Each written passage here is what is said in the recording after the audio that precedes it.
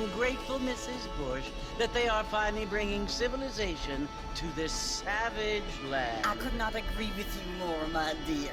My daddy settled this land, and I know he'll be looking down on us, pleased at how we help the natives. Yes, they've lost their land, but they've gained access to heaven.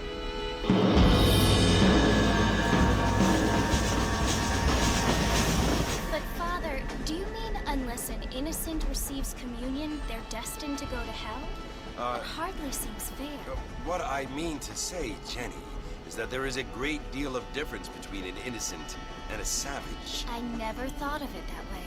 Yes, they lived like animals, but they're happier now.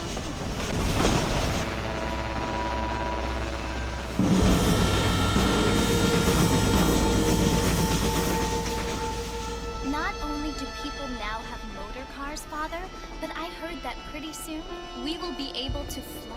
No, only angels can fly, Jenny.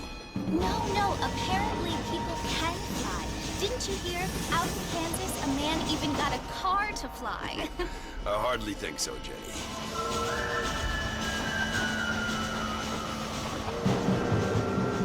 Apparently, Mr. Johns wants to run for governor, which is why he's so concerned with cleaning up the state. Nate Johns. Yes. His family is nothing but hillbilly trash that came here after the war. I don't want to be judgmental, but this state should not be ruled by such a disgusting family. A family without class. Apparently. The Johns family have made a lot of money, and he has a lot of friends in politics. Mrs. Bush, money isn't everything. There are many things that money cannot buy. It seems that money can buy voters, though.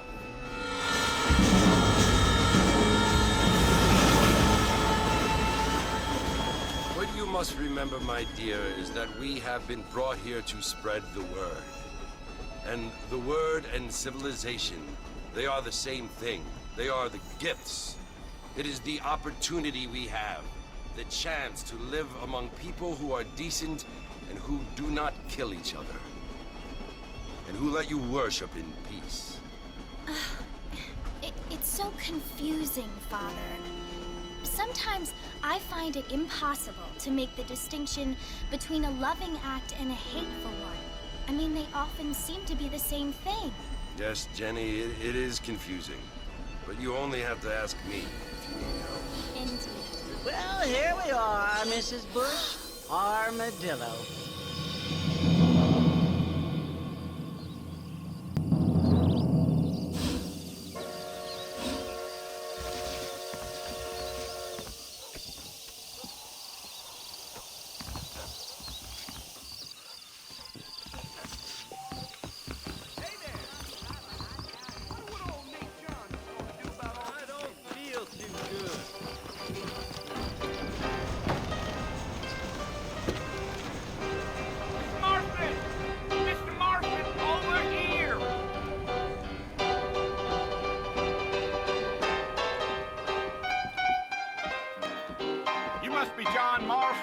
Sometimes.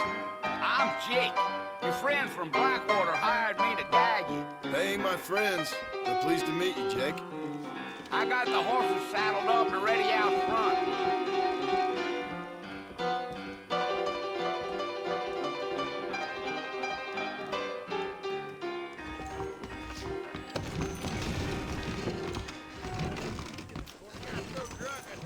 We meet again.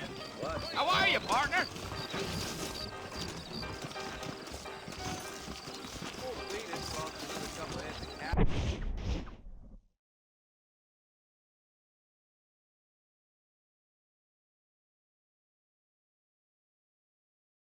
Hello there. You ain't gonna find sturdier horses than these in all of New Austin. I heard someone. Take it easy until we're out of town. Ain't no point in causing a ruckus. That's what you keep saying.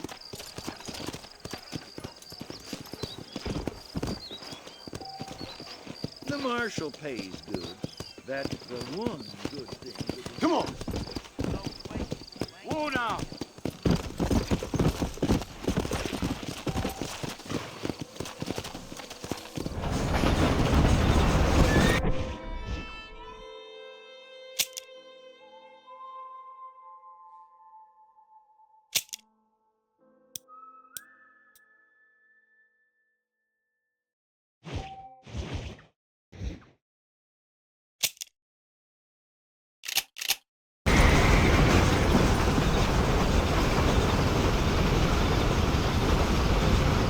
So it's Fort Mercy you want to visit? That's right.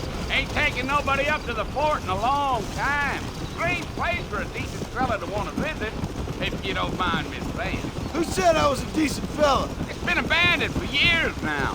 Folks say it was built during the Mexican War. What kinds of soldiers around back then? Why'd they leave? Well, I ain't entirely sure. I heard they had to go up north to fight Indians. Maybe they got tired of being soldiers and went looking for gold. You know how things is. Slow down.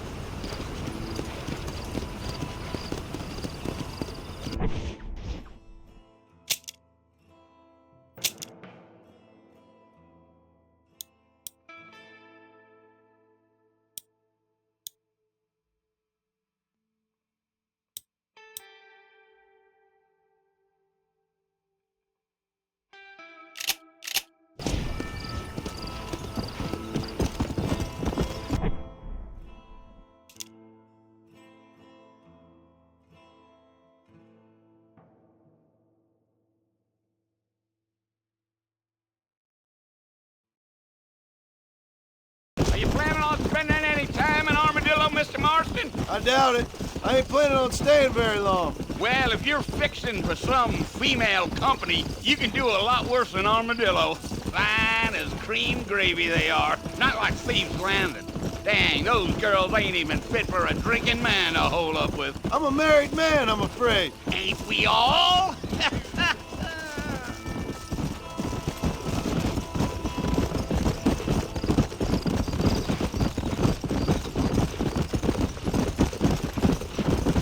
Yeah, so it was the marshal who hired me.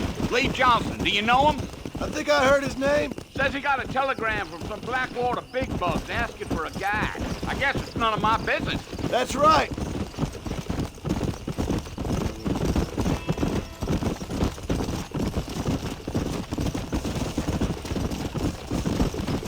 You ain't very talkative, are you? Nope. I'm just chewing the dog, mister. It's how I am.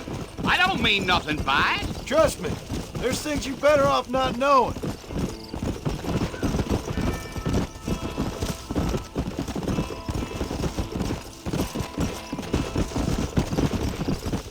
You don't look much like no Blackwater fella. That's because I ain't. If I'm being honest, I don't care much for those highfalutin big city types. Not much at all. Blackwater ain't much of a city. More of a town with delusions, but no, me neither. You.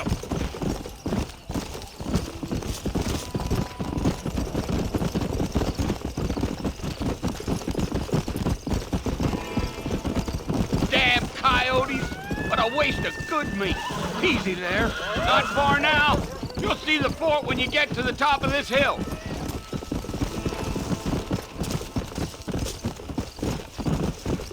Gee-up. Come on, easy up now. Whoa. Listen, mister. This here's what's left of Fort Mercer. Some gang rode in and took the place over. So I understand. This is where we part ways, friend. You have yourself a good time.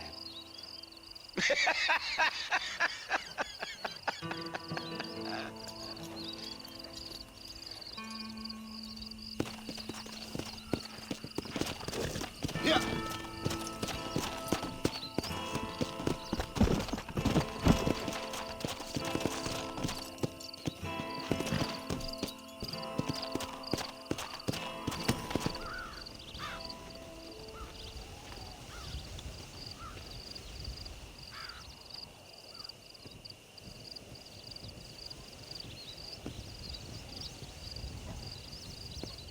Bill! Bill, I've come for you! Bill Williamson! Come out here right now! Go away now, John. Don't make me kill you. Nobody needs to kill anyone, Bill. You must think I was born yesterday. You always did think I was an idiot. That ain't fair, Bill. You were as my brother. I've come to try to save you. Oh. Do I look like I need saving? Bill, please. They want to kill us all. I can help you. Well, you never tried to save me before. You only seemed to save yourself. Bill, I implore you think about this. You implore me? You implore me. You always were one for fancy words. Oh. Well, things are different now, John. Now I'm in charge! No more Dutch! And no more you. Implores. I implores you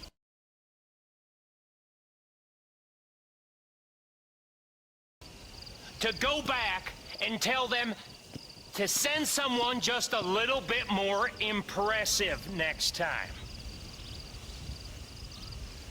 Well? Oh. Poor John.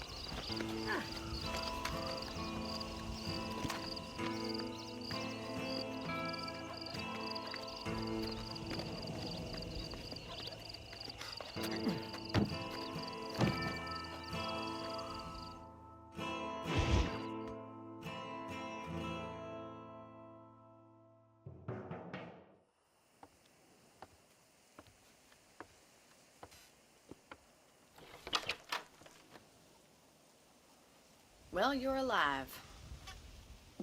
So it would seem. So, how do you feel? I don't know the polite word for it. I do. Stupid is the word we use around here. What were you doing? I was doing something stupid. Well, you'll be okay. Once you didn't die, the doctor said you'd be fine. He got the bullets out a couple days ago. Good. It cost us $15. I'm sorry, madam. Should have left me there to die. Did you want to die? I mean, was that it? Was that why you went straight out to Fort Mercer and picked a fight with the worst bandit in the county?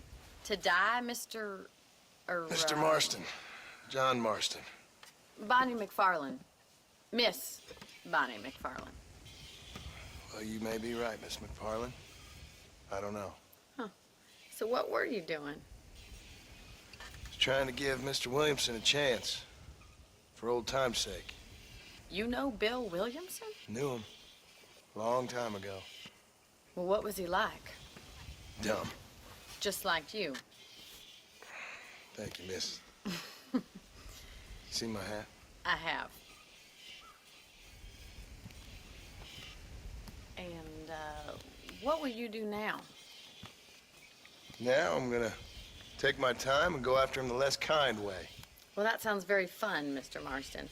Quite heroic, just like in those penny dreadfuls my brother used to read. Meanwhile, if you'll excuse me, I've got a ranch to run. Of course, if you're feeling better, why not take a ride with me later and help me patrol the perimeter? You can earn back some of that money we wasted on doctor's bills. Of course. And thank you for saving my life, I mean. Next time, Mr. Marston, I strongly recommend you don't try to lose it quite so earnestly. I'll bear that in mind.